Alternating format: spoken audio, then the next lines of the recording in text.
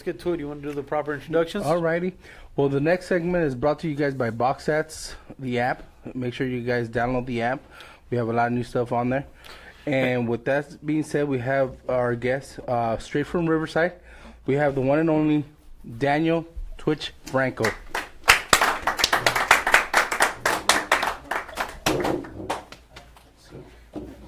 You're in the middle.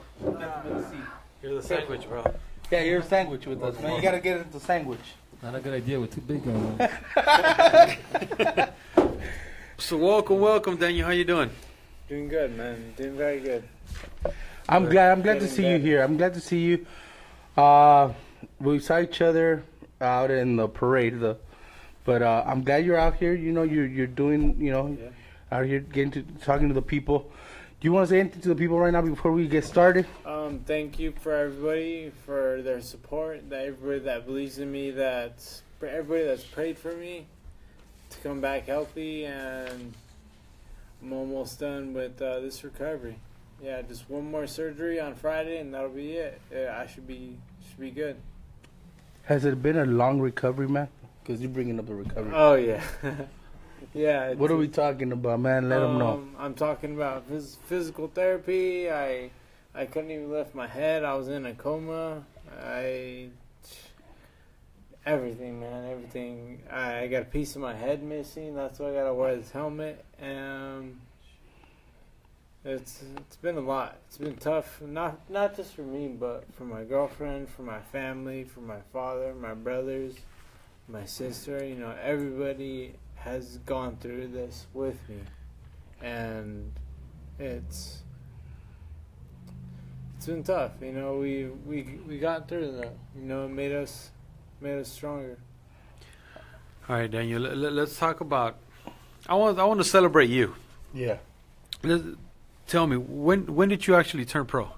I turned pro, I think, a week shy of my 19th birthday. Right. So I was 18 when I turned professional. And you turned pro here in the States, correct? Yes, I turned pro in California, actually in, I think, Ontario. Okay. Yeah, Ontario, California. Okay, so from when you turned pro, most of your fights were here local, correct? Mm-hmm.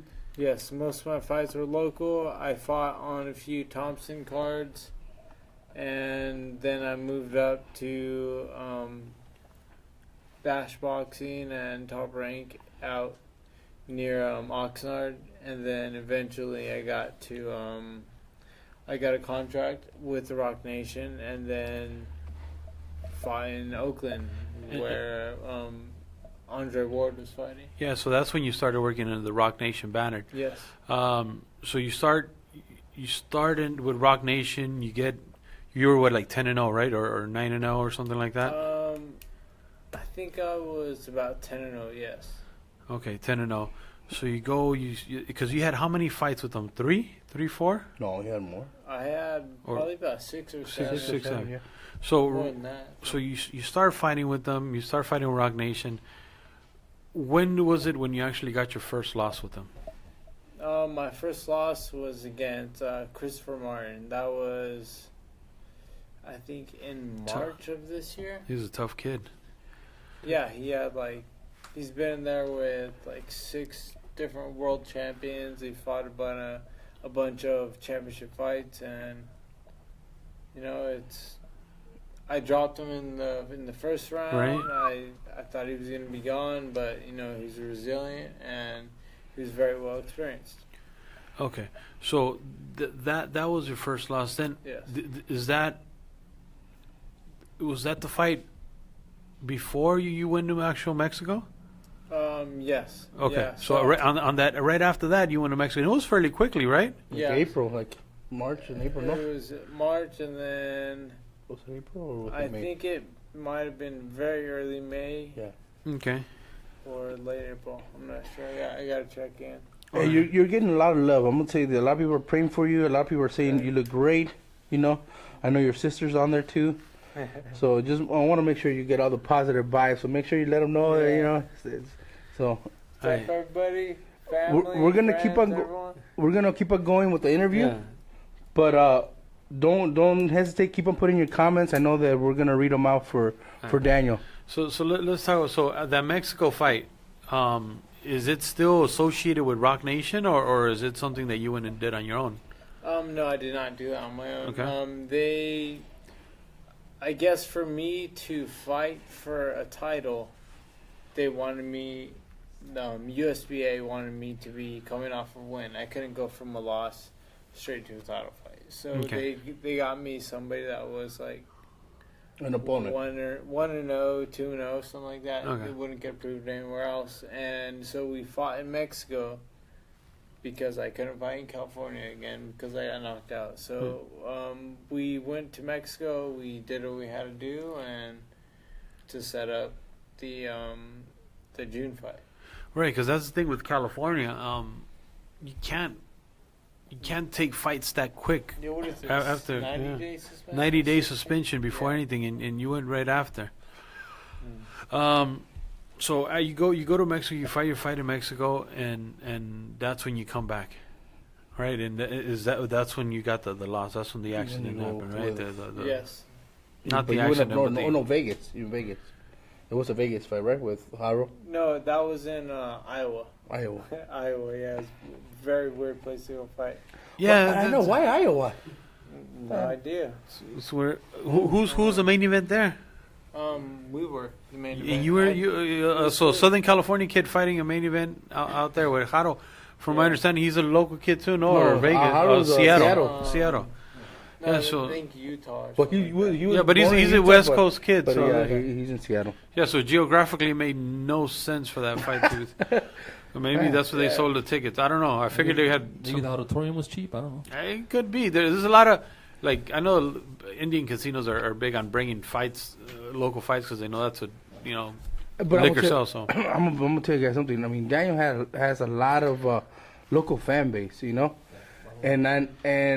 I mean, I know Haro has fought at Thompson, and I know he's been there too. So, I mean, that fight made more sense to be a local fight. You know what I'm saying? We could do Ontario, the what is that arena they have in Ontario? Citizens Arena, or Citizens Bank Arena. We could have been there. I mean, I don't know why they did it in Iowa, but it wasn't within the 90-day time constraint. oh, why. that's what it was. That's what it was. yeah. It was because you couldn't fight in California. Okay. Okay. All right. So I never really got into the. I saw your posters and the Roc Nation, but I wanted to talk to you before any of that because I didn't want to say, oh, I see a lot of people saying it, but I wanted to get your feedback because I know I would say like Jay-Z as a human being, the guy has children. You're somebody's child. The human ability there is in anybody human. How are you doing? Are you okay? Yeah, you do. That's in my opinion. I think it's everybody's human connection to say, "Como," like your parents, my parents, "Cómo estás, mijo?" Like, is everything okay? And I see these posters say Roc Nation. I see everybody, all these people posting it with your picture, and you can't help it, but to get watered down your eyes. You're cutting onions. The toughest man in the world's cutting onions starts watering down. But what happened? Have they even reached out to you? I want to know. I wanted your point of view. I want to hear you. Yeah, what happened? It's kind of terrible, It does suck, but I'm taking it day by day, and I'm getting better within my injury and with the rehabilitation process and everything. Everything is going well, but Roc Nation, I really haven't heard from them. I did put a couple posts up about Roc Nation, how they're not reaching out to me or anything like that. But so I got a call like a couple days later from Dino Duva, and Dino Duva was saying, can you please take it down? We'll call you within 72 hours. And a couple days passed. I'm like talking to my dad, like why haven't they called us or anything yet? He's like, I don't know, let's just wait. He still hasn't been 72 hours. And the third day comes and still nothing.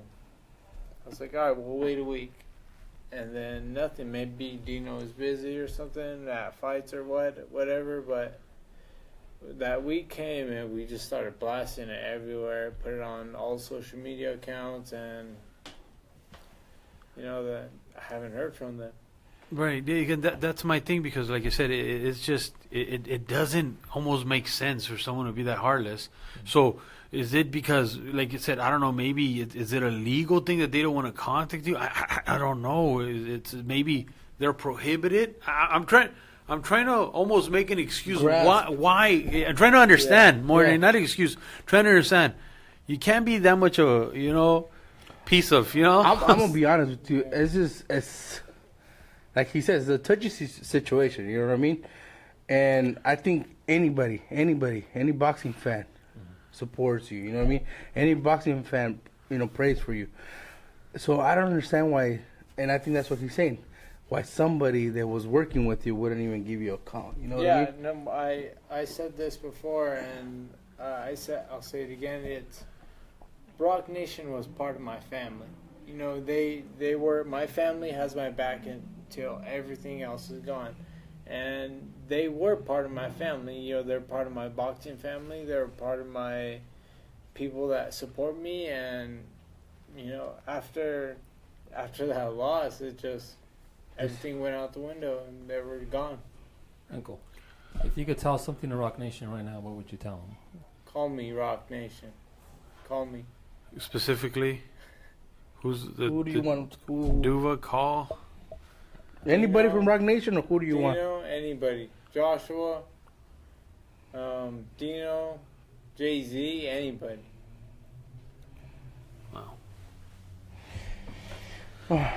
Yeah, it's kind of. It's not like he got hurt outside of. He got hurt on the job, right? Yeah. It's not like he got hurt on the street or something. And and that brings. But it's just like if you were to get hurt at work, there's workers. Exactly. And I think but by voicing your opinion, you're helping a lot of these fighters that don't have that platform that you had. No, that's exactly what I'm going for. I do want to help fighters that are getting injured on the job, that are getting injured within boxing matches, and a lot of times it just goes unheard of. Like this past week, another fighter died. Yes.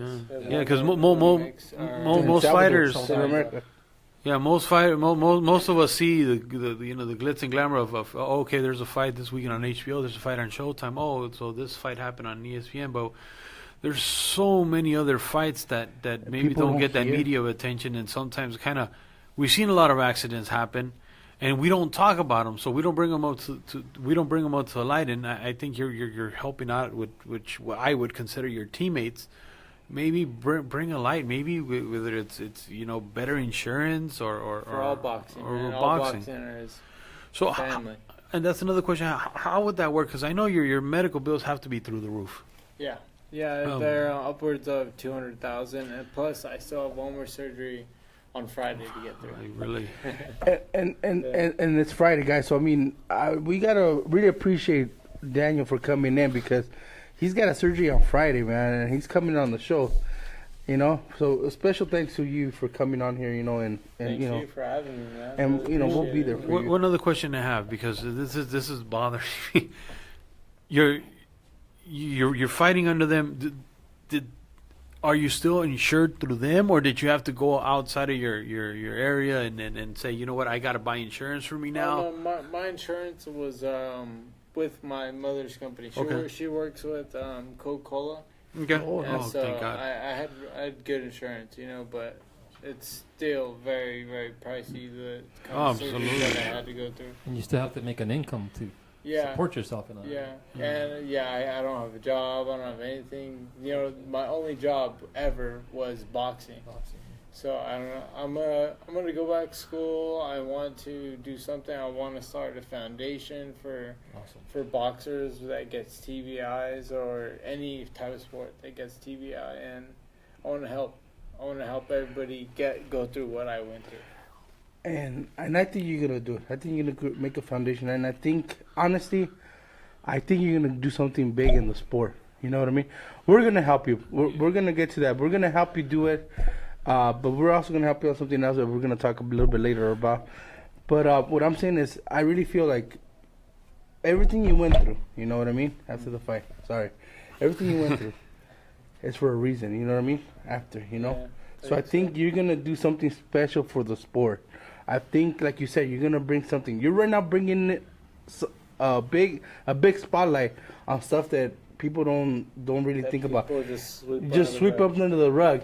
And you know what? Actually, we heard about stuff like this. We heard about a fighter that has a broken hand, and his trainer told him, well, we can't fight here, but we'll fight you in Mexico. We'll just have to wrap you a little bit tighter. Instead of taking, remember that conversation we had with somebody? Yeah, that ruined my tacos, man. It was after a fight. Yeah, after a fight. So it's like, and that's just a hand, man. I mean, and now that you're pointing all these things out to me, it's just, sometimes people don't understand the sacrifices you guys make for fans like us to view you guys, and cheer you guys. And sometimes we have the audacity to, like, actually criticize you guys, when we don't even lace them up, All right, Marvin actually brought something up, and yes, what we're doing, Tony's actually in the background right now working where we are going to set up Daniel's Stitch. So if you go to boxas.org, you could actually, after the show, of course, you could actually go in there and actually click. There's going to be a link to Daniel's a GoFundMe. So anything you guys could help, guys. I mean, we know this is the holidays. You got $5. You got $5 extra. Save that Starbucks and save it for later. Those chili cheese fries that I know I love. I'll save them for later. Whatever you guys can. I know it's tough right now, but whatever you guys can, please, help lend a helping hand. It is the holiday season, and I think this is the key moment. I know Boxes is going to make a donation to you to your GoFundMe. Okay, so you're going to get a Boxes donation from us. We're also going to put it on like Guru said on the boxes.org, and we hope everybody. It's the holiday season, man. Come on, everybody has to help each other. Right now, Daniel needs your help. Let's help out. Let's get through it. You had something? I agree with you guys, man. We should. We watch the sport. We enjoy watching these guys kill each other in the ring. But sometimes, this happens, and if we could help, let's help them out. No, it gets worse. Some people die. Yeah, people die every single year. I've known that. I've known that since I was a kid, but never thought it would be even close to being me.